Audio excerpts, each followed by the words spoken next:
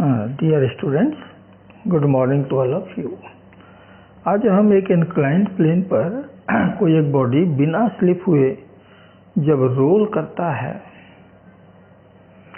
तो उसके नीचे जाने का एक्सेलरेशन क्या होगा, कितने टाइम में कितना डिस्प्लेसमेंट लेगा, रोल करने की कंडीशन क्या होगी, ये सब कुछ यहाँ पर मालूम करने वाले हैं। तो मान लीजिए कि एक इंक्लाइंड प्लेन जिसका इंक्लाइनेशन थीटा है पर एक बॉडी बिना स्लिप किए रोल करता हुआ लुढ़क रहा है।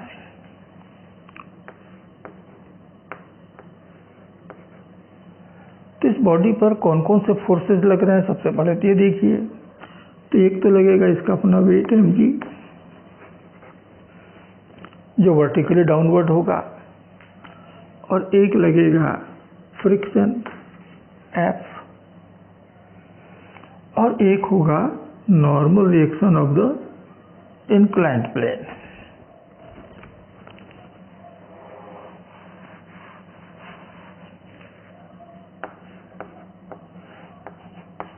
ये नॉर्मल रिएक्शन, ये तीन फोर्सेस उस पर अप्लाई होते हैं। इस mg का एक कंपोनेंट नॉर्मल के अपोजिट mg cos थीटा, ये थीटा है तो एंगल भी थीटा होगा, तो इधर मिलेगा mg cos थीटा, और एक होगा mg sin theta, mg sin theta. Normal reaction mg cos theta ने एक दूसरे को बैलेंस कर लिया। क्यों बैलेंस किया? क्योंकि बॉडी ना तो सरफेस को छोड़ के ऊपर जा रहा है, ना सरफेस के नीचे आ रहा है, वो सरफेस पर ही बना हुआ है। इसका मतलब कि सरफेस के परपेंडिकुलर उसके ऊपर कोई नेट फोर्स अप्लाई नहीं हुआ है, और ये तभी होगा जबकि दोनों आपस में सेम होंगे, इक्वल होंगे। हाँ, और ये जो फोर्स है mg sin theta minus f, दोनों अपोजिट फोर्स है तो रिजल्टेंट फोर्स इतना हुआ। mg sin theta minus f ये बराबर होगा the m into acceleration, mass into acceleration, the Newton's law. और इसी नेट फोर्स के कारण बॉडी जो है वो एक्सेलरेट होगा। तो इसका जो बॉडी का जो सेंटर ऑफ मास है उसका एक्सेलरेशन a बड़े फोर्स की तरफ होगा, यानी डाउनवर्ड होगा, और इतने से मिलेगा। ठीक, अब इस बॉडी को रोटेट कौन कर रहा है, घुमा कौन रहा है? तो टॉर्क, और टॉर्क कौन अप्लाई कर रहा है? तो भाई mg sin theta, mg cos theta, normal, ये सब तो सेंटर ऑफ मास से जा रहे हैं, तो ये तो टॉर्क प्रोड्यूस नहीं कर पाएंगे। तो टॉर्क प्रोड्यूस करने वाला केवल एक ही फोर्स है, वो है फ्रिक्शन। इस फ्रिक्शन के कारण ही टॉर्क प्रोड्यूस हुआ है। तो कितना मिलेगा? F into r, the force into distance from the centre. अब यदि किसी टाइम पर एक्सेलरेशन अल्फा है, एंगुलर एक्सेलरेशन अल्फा है, बॉडी का मोमेंट ऑफ इनर्शिया यदि आई है, तो टाउ बराबर होता है I into alpha. Tau is also equal to I into alpha. तो हमारे पास ये चार इक्वेशन आते हैं। यहाँ से हमको एक्सेलरेशन मालूम करना है, तो इसके लिए हमको क्या करना होगा? इस फ्रिक्शन को यहाँ से हटाना होगा। तो चलिए फ्रिक्शन की वैल्यू हम इन दो से निकालें। तो from 3 and 4 the F into are is equal to I into alpha, या F into are is equal to I, alpha होगा A अपॉन आर। तो F is equal to I into A upon are square. Yes, put this value in equation 2। इस वैल्यू को equation 2 में रख दें। Then you have mg sin theta minus I A upon are square is equal to M A को सब एक तरफ कर लेते हैं, तो M A plus I A upon are square equal to mg sin theta. ठीक है, ए को कॉमन लिया तो m प्लस, या इस i की वैल्यू रख ले पहले। तो i की वैल्यू रखा तो क्या मिला? एम ए, i होता है m के square, where k is the radius of gyration, moment of inertia की प्रॉपर्टी आपको मालूम है, into a by are square is equal to mg sin theta. अब तो पूरी इक्वेशन से m कैंसिल और यहाँ से a कॉमन, तो 1 plus k square by are square is equal to g sine theta, and therefore the acceleration of this rolling body is g sine theta upon 1 plus k square by are square. तो जो k square by are square की value मैंने पिछले video में आपको बताए थे, उसका एक रोल यहाँ पर दिया गया। यदि एक बॉडी इंक्लाइंड प्लेन पर रोल करते हुए बिना स्लिप किए लुढ़क रहा है, तो उसके नीचे लुढ़कने के एक्सेलरेशन आप तब तक मालूम नहीं कर पाएंगे जब तक कि उस बॉडी के लिए k square by are square की वैल्यू मालूम ना हो। अब रोल करने वाले जो हैं टोटल 6 बॉडीज हैं, the ring, the circular disc, hollow and solid cylinders and hollow and solid spheres. ये 6 बॉडी जो हैं वो लुढ़कते हैं। तो इन 6 बॉडीज के लिए मैंने के स्क्वायर बाई आर स्क्वायर की वैल्यू मैंने पिछले वीडियो में आपको दिया हुआ है। तो बॉडी अगर हमको मालूम है तो ये मालूम हो गया, इंक्लाइनेशन का प्लेन का इंक्लाइनेशन दिया हुआ है तो थीटा मालूम हो गया, तो हम एक्सेलरेशन मालूम कर सकते हैं। अब यदि बॉडी जो है बिना रोल किए स्मूथ प्लेन पर, है ना, यदि प्लेन स्मूथ है तो फ्रिक्शन नहीं होगा। अब फ्रिक्शन नहीं होगा तो बॉडी को रोल करने वाला कोई भी टॉर्क वहाँ पर अप्लाई नहीं होगा, क्योंकि टॉर्क तो फ्रिक्शन ही दे रहा था। ये जीरो है, इसका मतलब कि टॉर्क जीरो, और टॉर्क नहीं है तो बॉडी का रोटेशनल मोशन नहीं हो पाएगा। तो बॉडी क्या करेगा, सीधा स्लिप करेगा। तो उस समय कितना एक्सेलरेशन होगा देखिए, तो acceleration of the body on smooth inclined plane,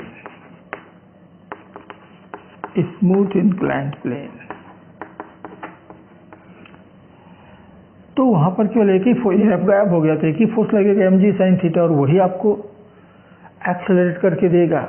तो एक्सेलरेशन कितना मिलेगा, तो मान लीजिए एक्सेलरेशन a है तो it should be equal to mg sin theta, it means a is equal to g sin theta. तो जब बॉडी स्लिप करता है, जब बॉडी प्लेन में स्लिप करता है उस समय एक्सेलरेशन होता है g sin थीटा, लेकिन जब बॉडी रोल करता है तो एक्सेलरेशन इतना मिलता है। माने कि इस केस में थोड़ा सा एक्सेलरेशन कम हो जाता है। दोनों को आप कंपेयर करके देख लीजिए, ठीक है। तो ये एक्सेलरेशन हमको मिल गया। अब एक्सेलरेशन अवेलेबल है, इनिशियल वेलोसिटी अवेलेबल है, तब तो आप कुछ भी कैलकुलेट कर सकते हो, जैसे कि वेलोसिटी कितने समय के बाद होगा, टी टाइम के बाद कितनी वेलोसिटी होगी, टी टाइम में कितना डिस्प्लेसमेंट होगा, ये सब आप यहाँ से आप कैलकुलेट कर सकते हो। कितने समय में वो डाउन नीचे आएगा, गिरेगा, ये सब बातें हम यहाँ से आप कैलकुलेट कर सकते हैं, क्योंकि हमारे पास अब एक्सेलरेशन आ गया है, इनिशियल वेलोसिटी हमको मालूम है, ठीक है। तो velocity after a time t,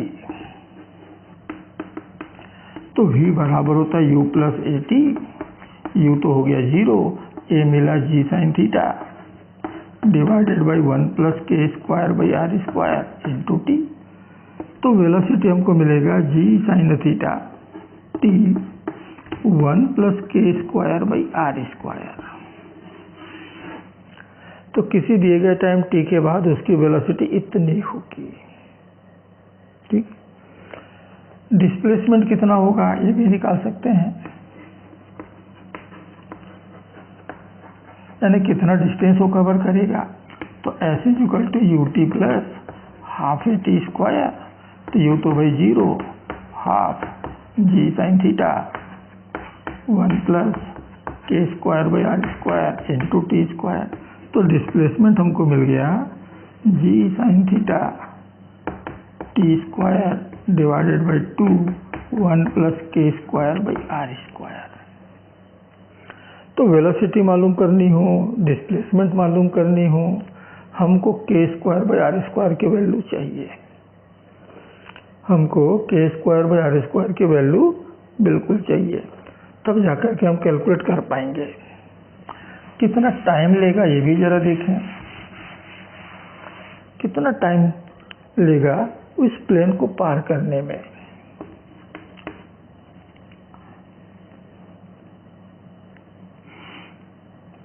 तो time taken by the body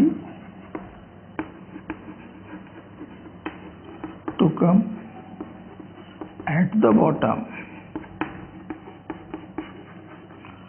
कि नीचे आने में कितना टाइम लिया। तो उसके लिए मान लेते हैं कि प्लेन की जो लेंथ है वो ऐसे है,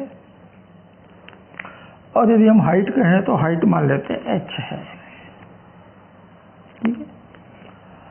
तो s डिस्टेंस कवर करना है, कितना टाइम लगा, तो टाइम यही से हमको मिल जाएगा। तो s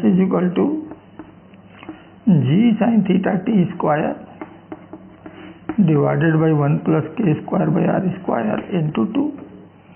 तो t² = 2s 1 + k²/r² by g sin theta. तो t मालूम करना हो तो रूट निकल आएगा। इतने टाइम में वो नीचे पहुंचेगा, ठीक। अब देखो h/s equal to g sin theta, sorry is to sin theta. तो s = h/sin थीटा।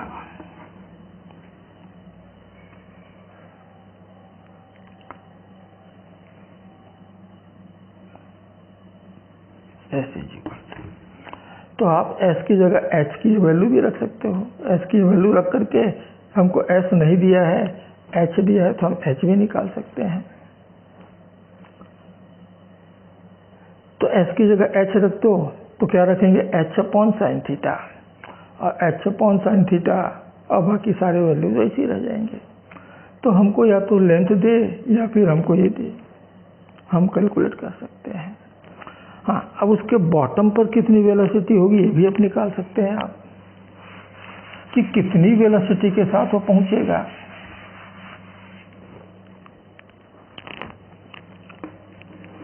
तो वेलोसिटी एट द बॉटम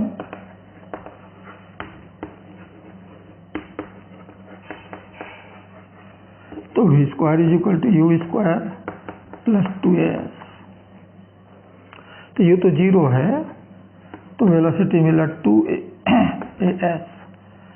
तो इट इज 2s, एक ही जगह मैंने रखा g sin theta upon 1 + k²/r², और हमको v चाहिए तो आ गया रूट इतना। अब हम कहते हैं कि h/s = sin theta, means h = s sin theta. तो यहाँ पर s भी है, sin थीटा भी है, दोनों की जगह मैं h रख सकता हूँ। तो velocity at the bottom is also given by √2gh upon 1 + k²/r²। इतनी वेलोसिटी के साथ वो पहुंचेगा। इतनी वेलोसिटी के साथ वो जो सेंटर ऑफ मास है, ये वेलोसिटी किसका है, सेंटर ऑफ मास का। तो सेंटर ऑफ मास जब नीचे आएगा तो उसके पास इतनी वेलोसिटी उसके पास होगा, ठीक है। आप इसी रिजल्ट को एक दूसरे तरीके से भी कैलकुलेट कर सकते हो, कि जब बॉडी रोल करता हुआ नीचे आ रहा है, v वेलोसिटी के साथ आया, तो उसके पास कितनी काइनेटिक एनर्जी होगी। तो kinetic energy at the bottom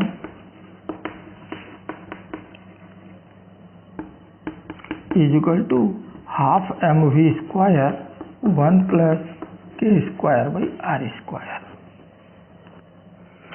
इतनी एनर्जी के साथ आया।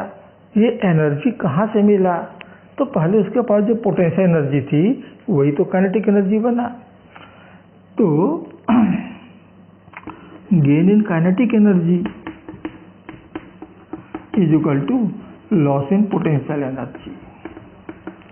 तो काइनेटिक एनर्जी में गेन हुआ ½ mv², 1 plus k square by are square is equal to potential energy loss हुआ mgh, m कैंसल, तो वेलोसिटी का स्क्वायर बराबर मिला 2gh upon 1 plus k square by are square and therefore velocity at the bottom इज √2gh 1 plus k square by are square. यहाँ से भी आप वेलोसिटी कैलकुलेट कर सकते हो।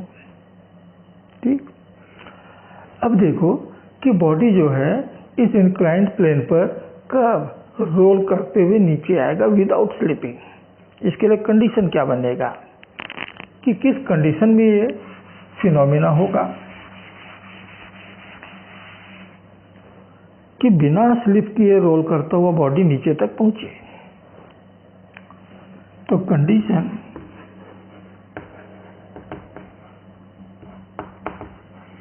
फॉर रोलिंग विदाउट स्लिपिंग,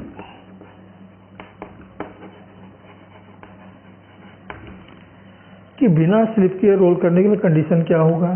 तो मैंने कहा ना कि ये जो फ्रिक्शन है ये रोल कब करता है, ये जब रोल तभी करता है जब point of contact of the body with the inclined plane ये हमेशा रेस्ट में बना रहे। बाकी बॉडी मूव करेगा, ये पॉइंट जो है जो कि इंक्लाइंड प्लेन के कांटेक्ट में है वो रेस्ट में रहेगा, और यदि वो रेस्ट में है तो जो फ्रिक्शन है वो स्टैटिक फ्रिक्शन होगा, और स्टैटिक फ्रिक्शन की मैक्सिमम वैल्यू जो हो सकता है वो mu times of the normal, mu times of the normal maximum, यानी फ्रिक्शन जो है ये इतना या इससे छोटा होना चाहिए तभी स्टैटिक फ्रिक्शन बना रहेगा। और जो स्टैटिक फ्रिक्शन है तो पॉइंट रेस्ट में है, और पॉइंट रेस्ट में है तो बाकी बॉडी तो मूव कर रहा है, तो रोल करता हुआ नीचे जाएगा। ठीक, हमको मालूम है कि F into are is equal to tau, हमको मालूम है कि I into alpha is also equal to tau, means I into a upon r is equal to tau. तो टाउ की मैंने दो वैल्यू निकाली, ये दो वैल्यू, इन दो वैल्यूज हमको मिल गया F into are is equal to I a by are.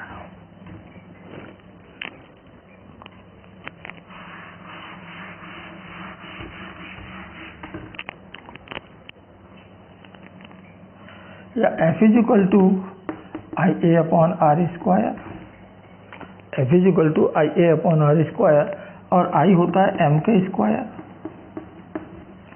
A upon are square. ठीक, इतना।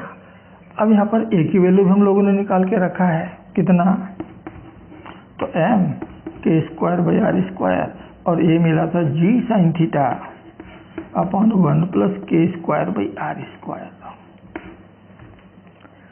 तो फ्रिक्शन जो है इतना होगा। तो चलिए रखते हैं, तो मिल गया m के square by are square g sine theta upon 1 plus k square by are square should be less than और equal to mu to N, mu into N, और एन यानी कि नॉर्मल रिएक्शन, ये तो भाई एम जी कॉस थीटा के बराबर है, तो mu into m g cos theta. तो म्यू और म्यू तो हो गया क्या, सॉरी एम और एम तो हो गया कैंसल, इस कॉस और जी भी हो गया कैंसल। तो कॉस थीटा को मैं इस तरफ ले आता हूं, तो sine theta by cos theta means tan theta,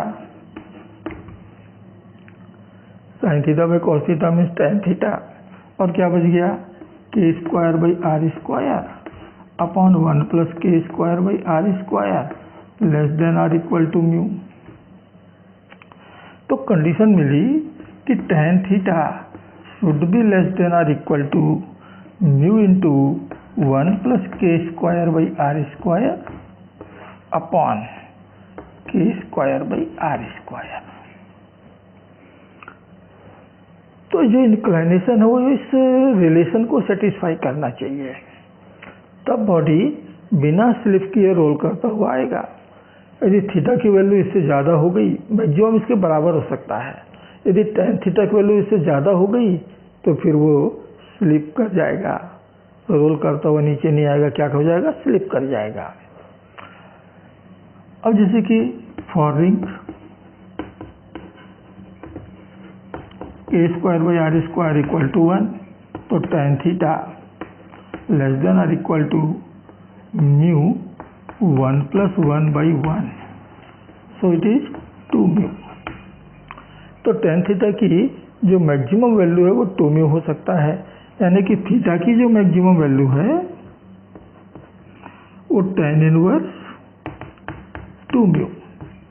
इतने इंक्लाइनेशन तक हमारा जो बॉडी है वो रोल कर पाएगा। इंक्लाइनेशन यदि इससे ज़्यादा हुआ तो फिर रोल नहीं कर पाएगा, क्या हो जाएगा, सीधा स्लिप करता हुआ नीचे आ जाएगा।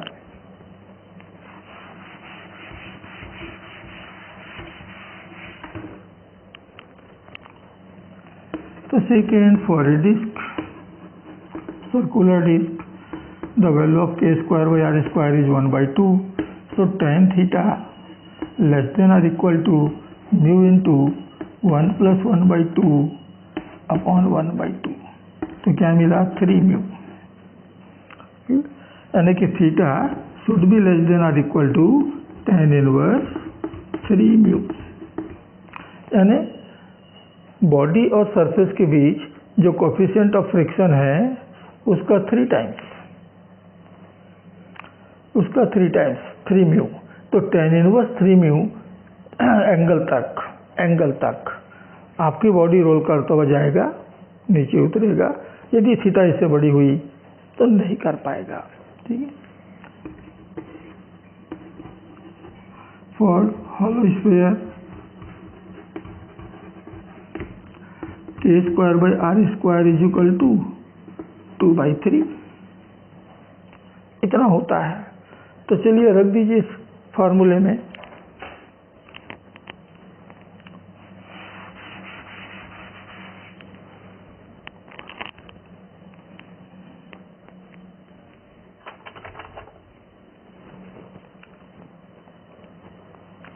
ये अपना फार्मूला है, इसे में रखना है। तो क्या हुआ, tan थीटा शुड बी < μ ×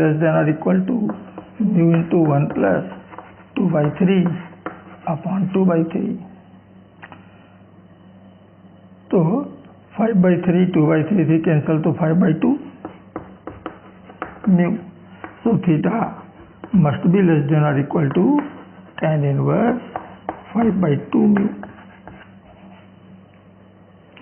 इतना एंगल तक के इंक्लाइनेशन में एक हॉलो स्फीयर जो है वो लुढ़कता हुआ नीचे आएगा। इससे ज़्यादा इंक्लाइनेशन हुई तो नहीं लुढ़क पाएगा, सीधा स्लिप हो जाएगा। फॉर ए सॉलिड स्फीयर, तो सॉलिड स्फीयर के लिए k² / r² की वैल्यू है 2/5, तो tan थीटा मिल गया < μ टाइम्स ऑफ 1 + 2/5 अपॉन 2/5, तो 7 5 5 2/5 5 कैंसल, 7/2, तो 7/2 μ, तो थीटा < tan इनवर्स 7/2 μ। यानी ये जो है वो मैक्सिमम इंक्लाइनेशन पे जाकर के लुढ़कता आता है। इसके लिए एंगल सबसे बड़ा मिलता है, किसके लिए, सॉलिड स्फीयर के लिए। अगला है हॉलो सिलेंडर, तो हॉलो सिलेंडर के लिए k² / r² 1/2 है, सॉरी 1 है, तो tan थीटा कितना हो गया, < μ × 1 + 1/1 मीन्स 2μ।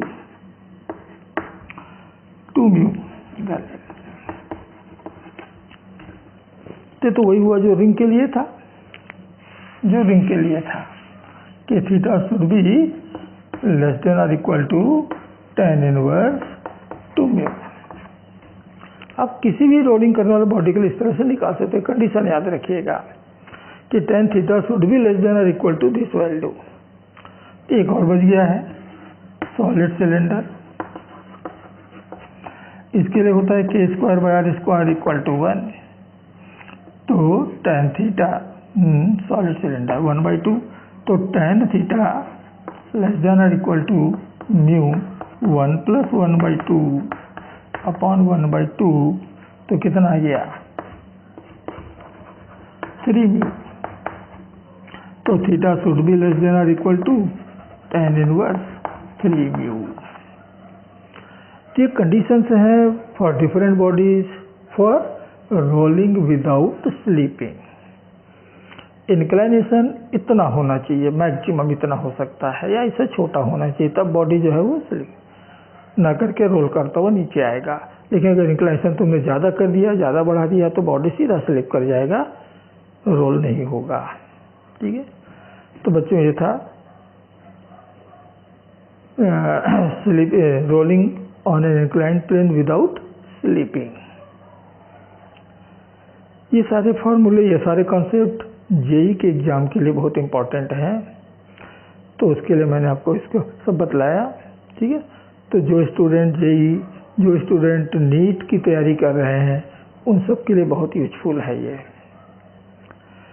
ये सारे कॉन्सेप्ट हैं जिसका यूज़ करके आप न्यूमेरिकल भी सॉल्व करते हैं। कई न्यूमेरिकल भी ये सब कॉन्सेप्ट लगते हैं सॉल्व करते समय। तो मैं समझता हूँ कि सारा कॉन्सेप्ट आपको क्लियर हो गया होगा। तो बच्चों, अगले वीडियो तक के लिए आप सबको मेरा नमस्कार, जय हिंद।